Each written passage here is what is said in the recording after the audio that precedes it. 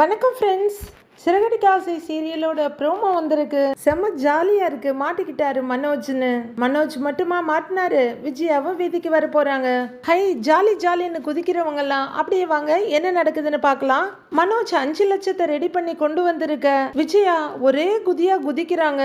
என் பையன் 5 லட்சத்தை ரெடி பண்ணி கொண்டு வந்துட்டான்னு ஏதோ சம்பாரிச்சு அவங்க கையில் கொண்டு வந்து கொடுத்தா மாதிரி ஆஹா ஓஹோன்னு மிரட்டுறாங்க. டேய், அந்த பார்லர்காரியை வர சொல்லுடா, வந்து கையெழுத்தை போட்டு கொடுத்துட்டு அவளை வெளியே போக சொல்லு. அப்போதான் உடனே உனக்கு ஒரு பொண்ணை பார்த்து நான் கல்யாணம் பண்ணி வைக்க முடியும் அப்படின்னு விஜயா சொல்ல, மனோஜும் தப்பாமல் அதை ஃபோன் பண்ணி ரோஹிணிக்கு சொல்கிறாரு. ரோஹிணி, அவ்வளவுதானா மனோஜ், எல்லாம் முடிஞ்சுதா அப்படின்னு கேட்க மனோஜ் பதில் சொல்லாமல் வச்சிடுறாரு. ஆனால் அப்புறமா ஃபீல் பண்ணிக்கிட்டு இருக்காரு. ரோஹிணி மறுநாள் காலையில் 10 மணிக்கு டிவோர்ஸ் பேப்பரில் கையெழுத்து போடுறதுக்காக வர்றதுக்கு இருக்காங்க.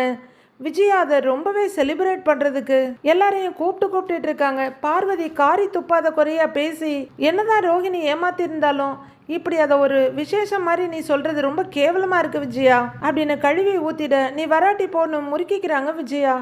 அடுத்து லாயருக்கு ஃபோன் பண்ண, சரி வந்து தொலைக்கிறேன்னு லாயர் சொல்ல அந்த பேப்பர்லாம் எடுத்துகிட்டு வந்துருங்கன்றாங்க விஜயா. லாயரும் டிவோர்ஸ் சம்பந்தமான எல்லா பேப்பர்ஸையும் எடுத்துக்கிட்டு வீட்டுக்கு வர ரோஹிணி அங்கே வர்றாங்க.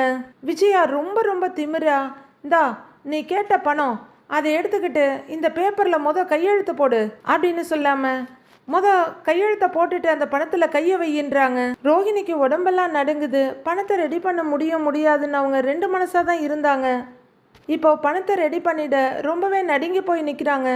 லாயரும், இந்தாம்மா இந்த பேப்பர்லலாம் நீ கையெழுத்து போட்டு கொடுத்துரு. ஒரு நாள் நீங்கள் 2 பேரும் கோர்ட்டுக்கு வர்ற மாதிரி இருக்கும், உங்கள் டிவோர்ஸ் ஃபைனலைஸ் ஆயிரும் அப்படின்னு சொல்ல ரோஹிணிக்கு வேறு வழியே தெரியல. அப்படியே கண்ணீரோடு அவங்க எழுந்திருக்க, ஏய் உன் நாடகத்தெல்லாம் பார்த்து நாங்கள் ஏமாந்த வரைக்கும் போதும், கையெழுத்தை போடுடி அப்படின்னு விஜயா கத்திக்கிட்டு இருக்காங்க. கையெழுத்து போட்டு முடிச்ச உடனே அந்த 5 லட்ச ரூபாய் பணத்தை எடுத்துகிட்டு போகிறதுக்காக, அதுவும் ரோஹிணியோட பணத்தை எடுத்துகிட்டு போகிறதுக்காக அவங்க பயங்கரமாக வெதும்பிட்டு இருக்காங்க. ரோஹிணியை கேவலப்படுத்தணும், அடிச்செல்லாம் விரட்டணும் அப்படின்னு அவங்க பிளான் போட்டுக்கிட்டு இருக்காங்க.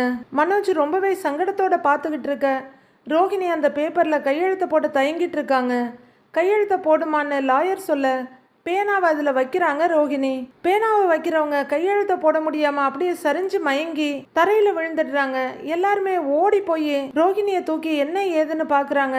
டாக்டர் வந்து அவங்க கன்சீவாக இருக்காங்க அப்படின்னு அசால்ட்டாக ஒரு ஆட்டம் பாம்பை போடுறாங்க.